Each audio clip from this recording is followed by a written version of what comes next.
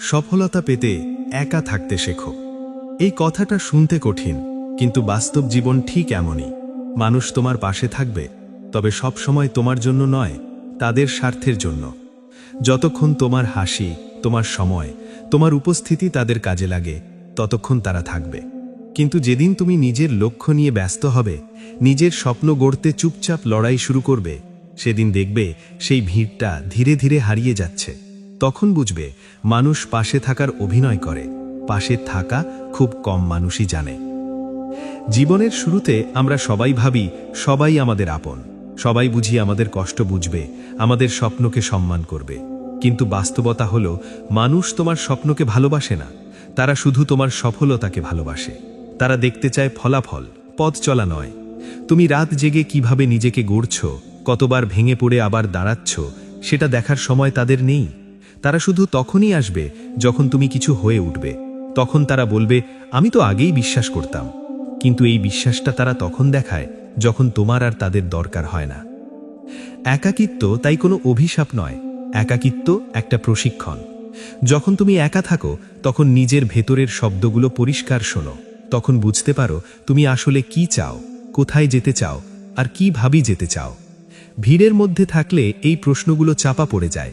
সবাই কথা বলে, সবাই পরামর্শ দেয়, সবাই তোমার জীবন নিয়ে মতামত দেয়। কিন্তু একা থাকলে কেউ তোমার হয়ে সিদ্ধান্ত নেয় না। তখন ভুল হলে সেটাও তোমার, সফলতা এলে সেটাও তোমার। এই দায়িত্ববোধই মানুষকে শক্ত করে।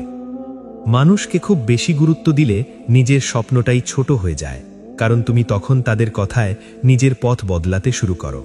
কেউ বলবে এটা সম্ভব না, কেউ বলবে এই পথে লাভ নেই, কেউ আবার হাসবে। তারা হাসে কারণ তারা নিজেরা সাহস করেনি, তারা নিজের স্বপ্নকে মাঝপথে ছেড়ে দিয়েছে, তাই তোমাকেও থামাতে চায়। তাদের কাছে তোমার চেষ্টা অপ্রয়োজনীয় মনে হয়, কারণ তারা চেষ্টা করার মানসিকতাই হারিয়ে ফেলেছে। কিন্তু তুমি যদি তাদের কথায় কান দাও, তাহলে একদিন বুঝবে তোমার জীবনটা তুমি নয়, অন্যরা চালাচ্ছে। বাস্তব জীবন কাউকে অপেক্ষা করে না।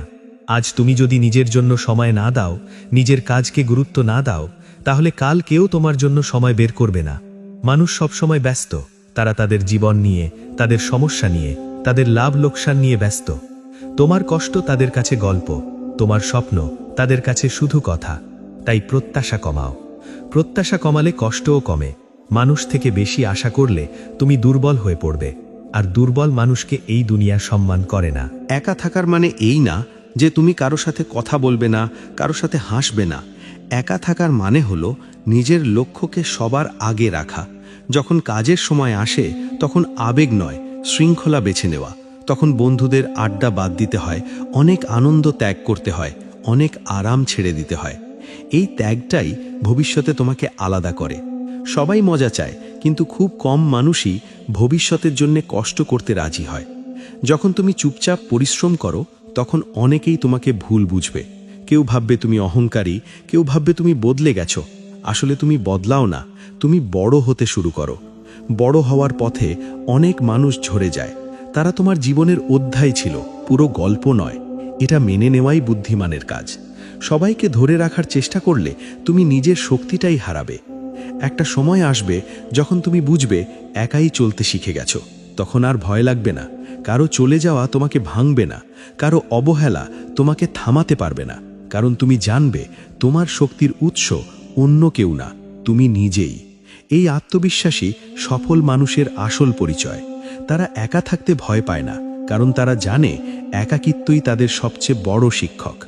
মানুষ তোমার পাশে থাকবে, ছবি তুলবে, কথা বলবে, প্রশংসা করবে, কিন্তু কাজের সময় দেখবে সবাই ব্যস্ত। তখন যদি তুমি আগেই একা থাকার অভ্যেস না করো, তাহলে ভেঙে পড়বে। কিন্তু যদি তুমি নিজেকে একা শক্ত করে গড়ে তোলো, তাহলে এই বাস্তবতা তোমাকে কষ্ট দেবে না, বরং আরও